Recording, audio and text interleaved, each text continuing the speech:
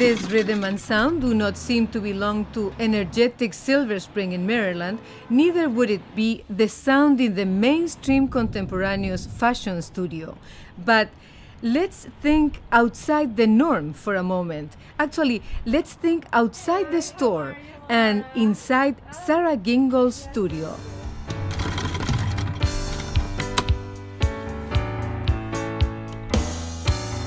What did you have in mind when you embarked on this venture to make eco-friendly and personalized clothes?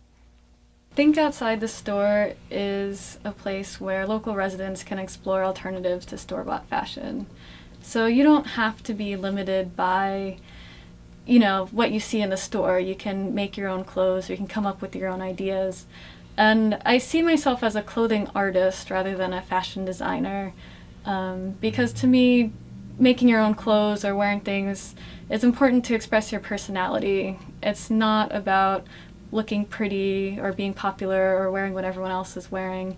It's about expressing something about who you are through your clothing. This was a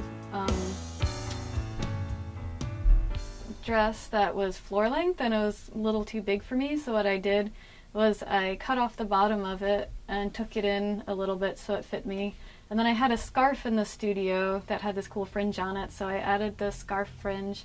I added a little halter strap at the top so that I'd be more comfortable about just being able to tie it around my neck. And then I used the bottom of the dress to make this bag and part of the scarf to make the strap for the bag as well.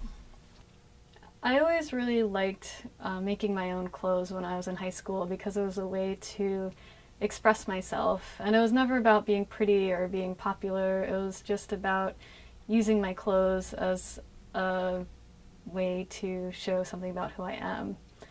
And so that's really how I approach clothing as a form of wearable art, and I want to encourage people in the community to learn how to make their own clothing so that they can express themselves. But you studied government and politics.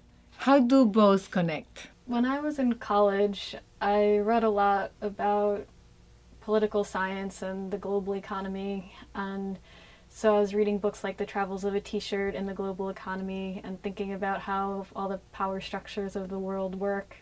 So afterwards, I was working at a nonprofit doing policy work and advocacy, and all of a sudden I both needed a new work wardrobe and had been spending a lot of time thinking about consumer issues and how your buying choices affect environmental practices and social practices of companies that sell things. Sarah's studio not only offers custom and handmade clothing and accessories, but it has grown into a full self-service clothing design studio, including beginner sewing classes, personalized instruction, and wearable art workshops.